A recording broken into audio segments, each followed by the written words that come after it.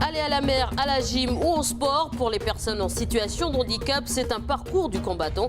Aujourd'hui, le gouvernement lance un appel à projet auprès des collectivités pour qu'elles puissent faciliter l'accès aux loisirs à cette catégorie de population. L'accès au travail est aussi important. Nous verrons comment une association à la fois œuvre pour les aider.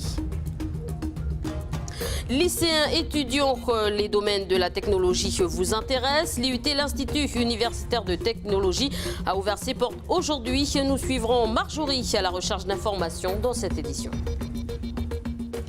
Suite de notre feuilleton consacré à la banane, la mûrisserie, une étape importante si on veut déguster le bon fruit. Après l'étape du champ, le colporteur, nous verrons comment ça se passe au sein de la mûrisserie en fin de journal.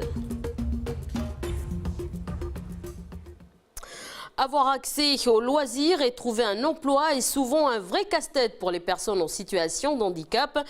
Pour y remédier, le gouvernement a lancé ce matin un appel à projet, un programme intitulé Handi Loisirs.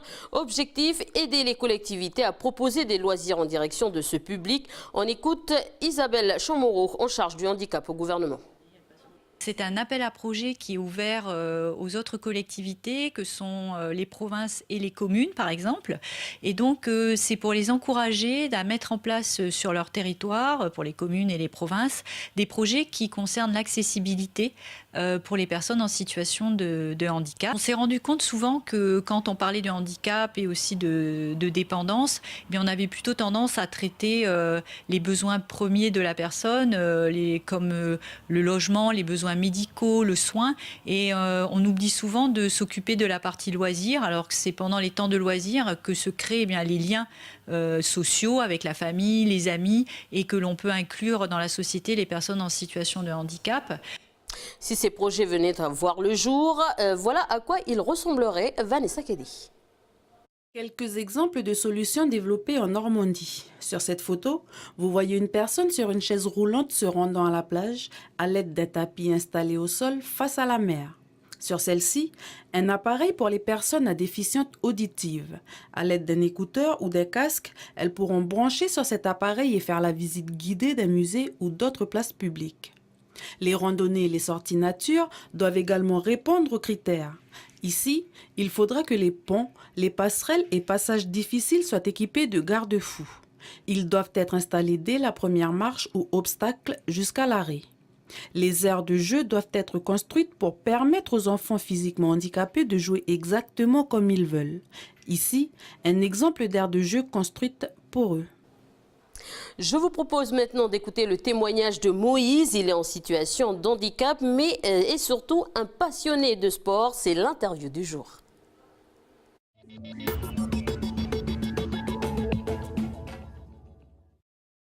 J'aime bien, c'est le loisir, c'est le sport. Et quel genre de sport? Mais toutes les disciplines. Est-ce que toi, tu arrives à jouer au foot? Oui, pas tellement, j'arrive pas à bien shooter. Quand j'ai fait sport à l'école, ben, je faisais gardien de but. Puis au début, quand j'étais à Bourail, ben, quand j'étais au collège à Bourail, ben, on faisait beaucoup de sport, du handball, du foot.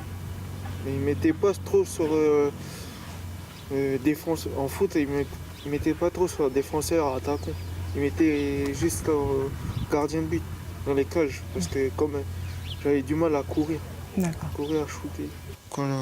Le mardi, ben on va au parc Souris-Laverne avec Romain, tous les membres et tout le centre, avec Boulpari et Thio. On va à Nili, au parc Souris-Laverne, pour s'entraîner pour le raid des porcs de Fougères, pour courir. Tout ça. Puis, l'autre fois, j'ai participé à la Transcalédonienne. Et ça s'est bien passé? Oui, ça s'est bien passé. C'était à Bourail. Tu as fait tout le parcours? Tu as réussi à faire tout le parcours? Non, j'ai fait la moitié du parcours. 5 km. Et ça t'a plu? Oui, ça m'a plu. Des fois, vers la fin d'année, là, pas fin d'année, fin du mois, là, on a des challenges. On s'affronte contre des mecs là-bas au stade Noumadélé.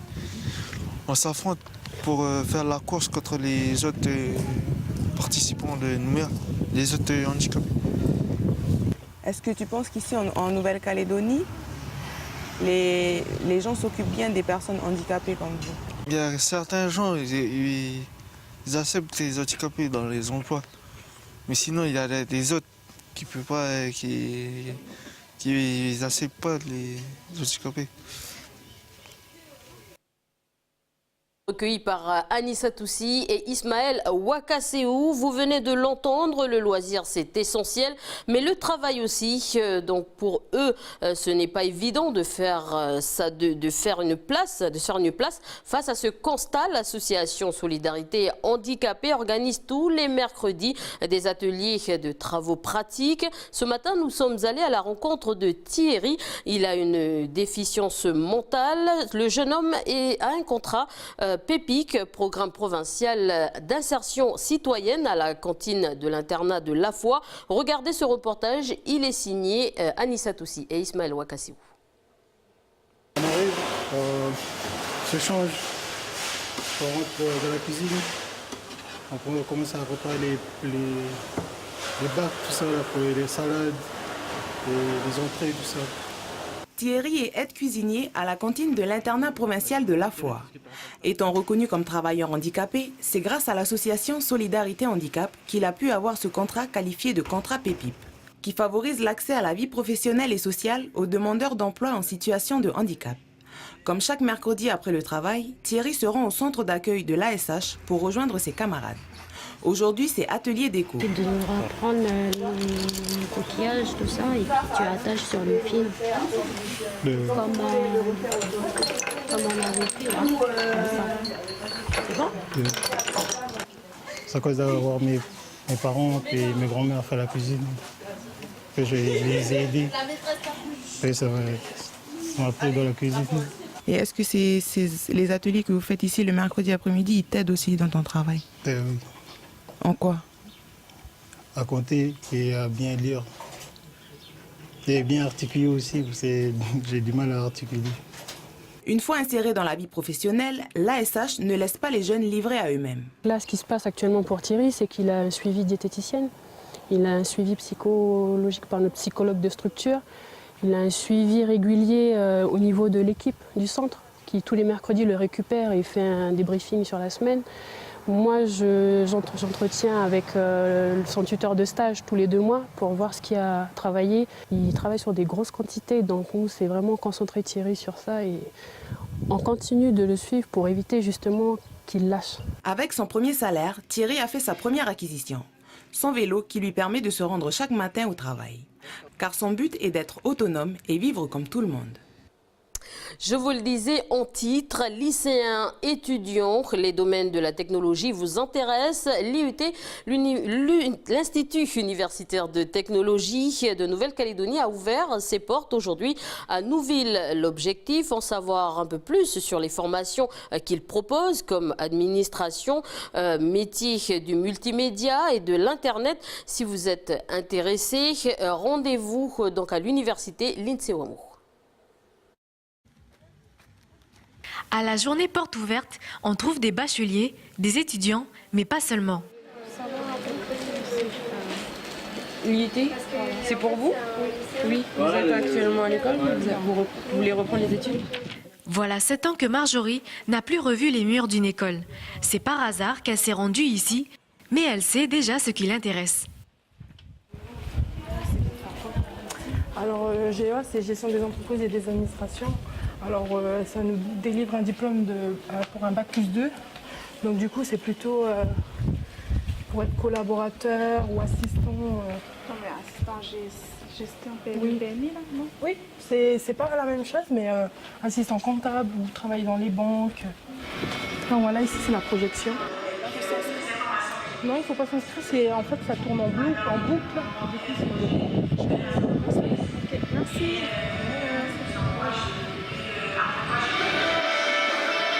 Alors, le conseil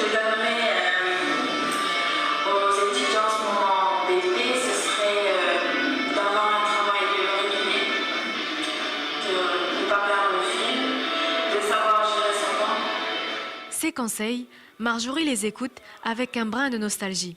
Elle avoue que plus jeune, elle n'était pas l'élève la plus sage de sa classe. J'ai arrêté l'école en 2007. J'ai pas eu mon baccalauréat, mon bac. Donc j'ai repris en 2011 le diplôme d'accès aux études universitaires. Je l'ai obtenu. En 2012, j'ai fait une licence de géographie. Je ne l'ai pas achevée. Et là, je souhaite reprendre les études l'année prochaine. Et elle espère les reprendre ici, à l'IUT.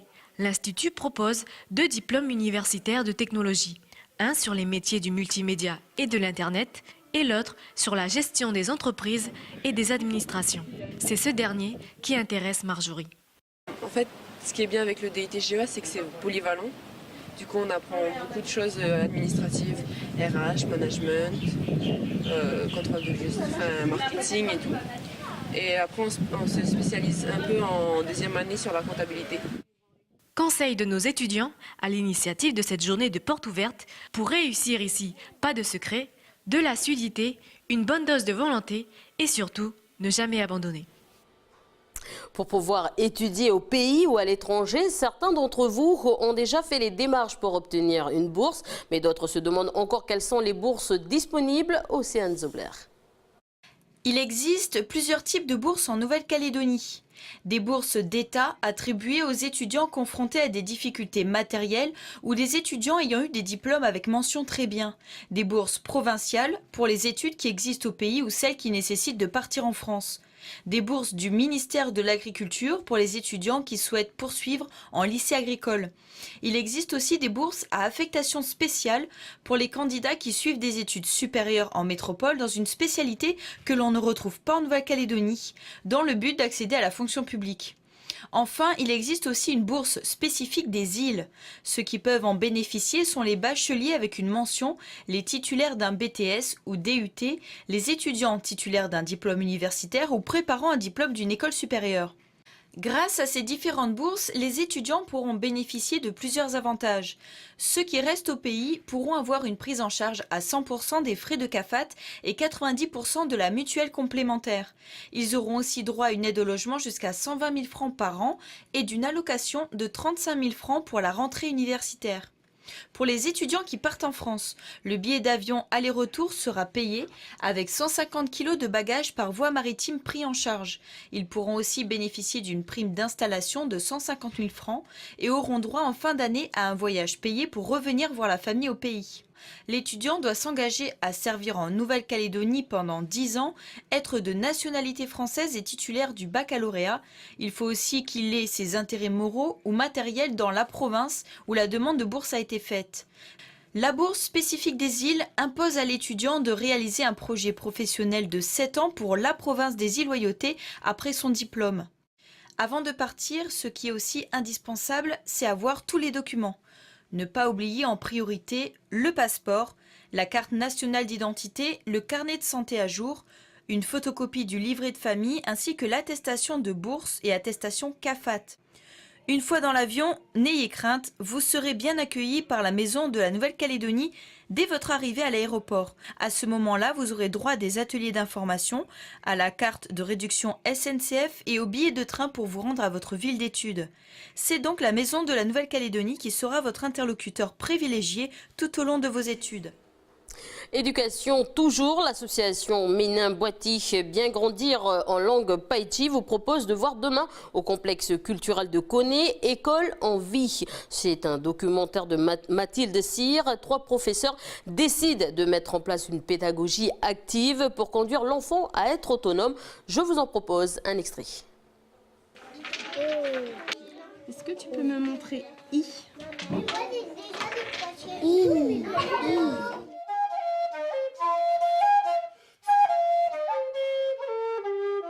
On ne va plus être à tout diriger, à tout choisir à la place de l'enfant. Mais c'est l'enfant qui va créer lui-même ses compétences. 8, 9, 10.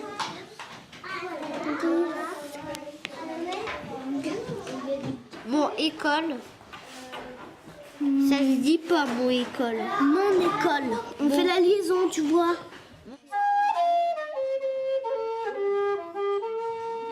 j'essaye d'aller vers une classe où les enfants seraient le plus libres, entre guillemets, de choisir leur emploi du temps dans la journée et de faire ce qui les intéresse. Si on fait confiance aux enfants sur les 6 ans de l'école, je suis sûre qu'ils auraient tout vu. Voilà, la projection ouverte au public commencera à 19h30. Suite de notre feuilleton consacré à la banane, le goût et la qualité de la banane dépendent aussi de son passage à la mûrisserie. Aujourd'hui, nous allons voir comment les bananes d'Alain, cultivateur que vous avez pu voir dans notre édition de lundi, sont bichonnées et mûries par Clément, le patron de la mûrisserie Natacha Ogui.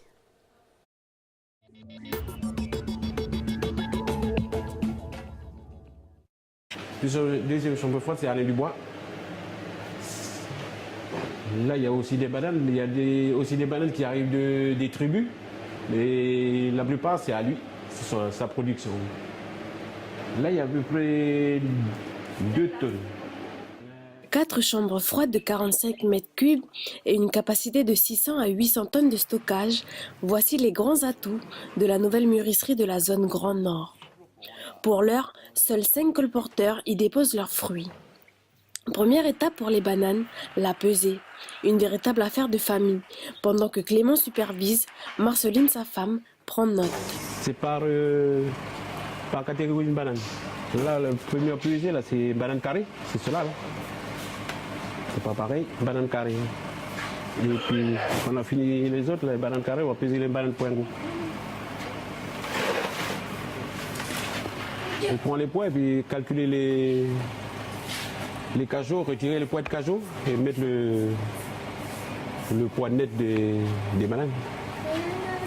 Clément, le gestionnaire des lieux, est un professionnel en la matière. Voilà 17 ans qu'il gère l'activité. Auparavant à l'ancienne mûrisserie et désormais dans ses locaux flambant neufs. Il va bichonner les fruits pendant les 24 heures qu'ils passeront en chambre froide. Ces derniers seront sous sa responsabilité jusqu'à que les colporteurs reviennent les récupérer. Quand j'ai fini de charger les chambres froides, après il faut que je mette le four. Chambre froide 3, c'est Alain Dubois. Après je vais mettre le gaz. Le four c'est lui qui règle le mûrissement. Le gaz, il faut que je mette 20 minutes. Après j'envoie dans la chambre froide. Le gaz il part de là. Voilà, regarde-moi. Le gaz, ça sort là. Le gaz qu'on met ici, là, le gaz, c'est juste pour démarrer le mûrissement de la banane. Il y a 95% d'azote et 5% de l'éthylène. L'éthylène, c'est voilà, c'est que la banane mûre dégage. Et puis l'azote, voilà, on respire tous les jours. Le gaz utilisé est donc 100% naturel. Chaque colporteur devra payer le mûrissage, à savoir 15 francs par kilo. Mais avec une aide du transport de l'ERPA, ils sont ensuite remboursés le double. Ils perçoivent ainsi au final 30 francs par kilo déposé à la mûrisserie. Passer par la mûrisserie permet d'avoir des chiffres sur la production de bananes de la région. Ces dernières années, près de 200 tonnes de bananes y sont passées. Le lendemain, le colporteur récupérera ces bananes encore vertes. Elles vont commencer à jaunir pendant les 6 heures de route pour arriver mûres sur les étals des marchés de Nouméa. Ainsi s'achève ce journal. Merci de votre attention. Donc je vous souhaite une très bonne soirée. Après la météo, vous pourrez suivre notre émission. Bienvenue dans la bande. Bonne soirée à tous sur Calédonia.